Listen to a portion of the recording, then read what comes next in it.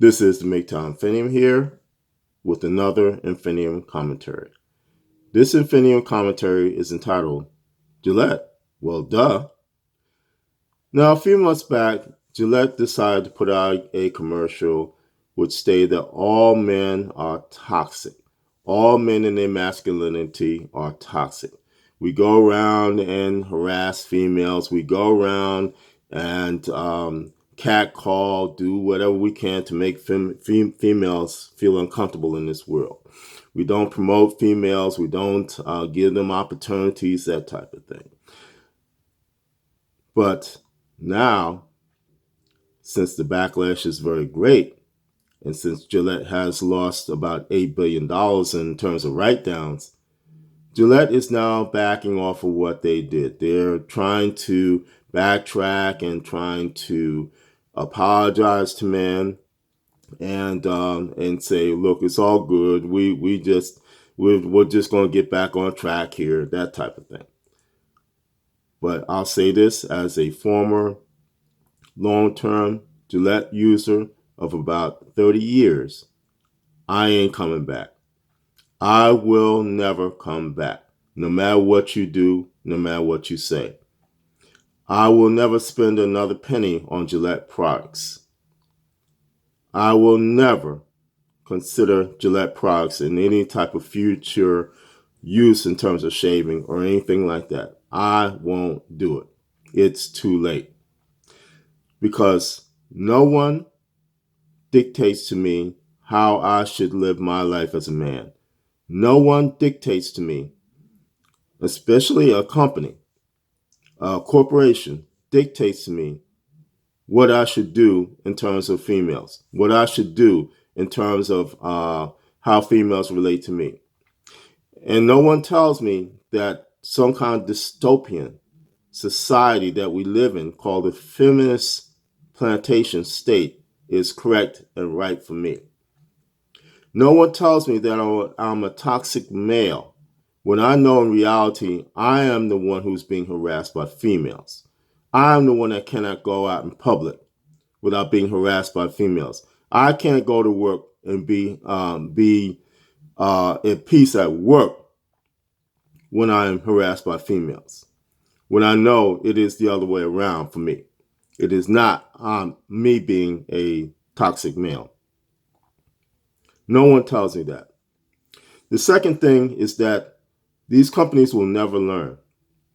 For instance, when I was working for Target doing retail logistics a few years back, they took a call from a tattooed freak of a person, female, who said that they needed to eliminate the male clothing in the stores. They need to have transgender clothing. They need to have clothing for females only, that type of thing. Whatever the crazy idea was. So Target undertook that idea, took their male sections, which had clothing and shoes and things like that, and took that all away. So when you went into the male section of the store of Target, you found only pretty pink shirts, funny colored pants, funny colored shoes, odd colored shoes, odd looking shoes, odd looking types of clothes for men. And what happened was, within a year, Target took that out and went back to selling male clothing. They even went so far as to put up pictures of what could be considered pickup artists to attract male customers, because they had lost so money on that venture, because they had listened to dummies. And as dummies in the corporate offices, they had considered something so ludicrous, so idiotic, and implemented this thing, and they lost money. And that's the thing. These corporations need to stay out of it. They need to stay out of the opinion sphere, the manosphere, everything. Just do what you need to do. Sell products. Stay out of the social justice warrior thing. Stay out of it because you're losing money. And the other thing too is that the intensity of men closing their wallets is getting greater and greater because it is affecting the retail spaces in a greater and greater capacity. For instance, businesses are closing down. Men are not shopping anymore. Men are not going out and buying clothes anymore because of this stuff. Men are not buying shaving products like me because of this stuff, or switching over to other products which do not do these types of things. But these corporations, these big time corporations with these suits that sit up in these offices, who listen to these feminist idiots, they are going to fail eventually if they keep this stuff up.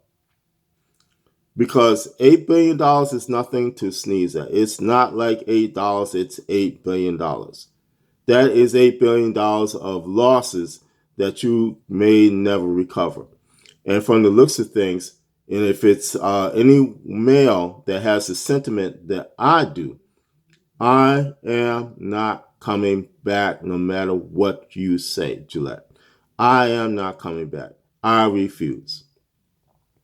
And if that is the case for Gillette, that is also the case for many other stores, for many other places, for Netflix, for all these things who say that men are the problem in this society.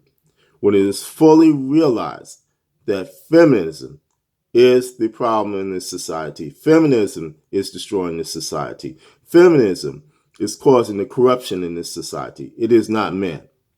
It is not men. And again, no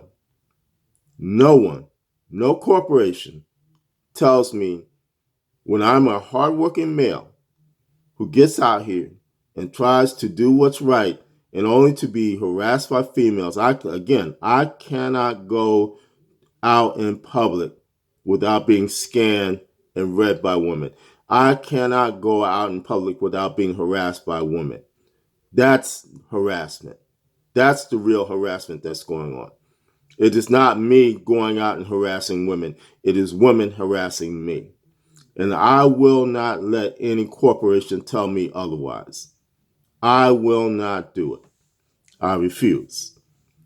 And if it's the case with Gillette and P&G go behind it, it goes out of business, then so be it. That needs to happen. But again, I will not be dictated to as a male by any corporation on this planet. This has been a MGTOW Infinium Commentary. And remember, MGTOW is the liberation of men's minds. MGTOW cannot and will not be stopped.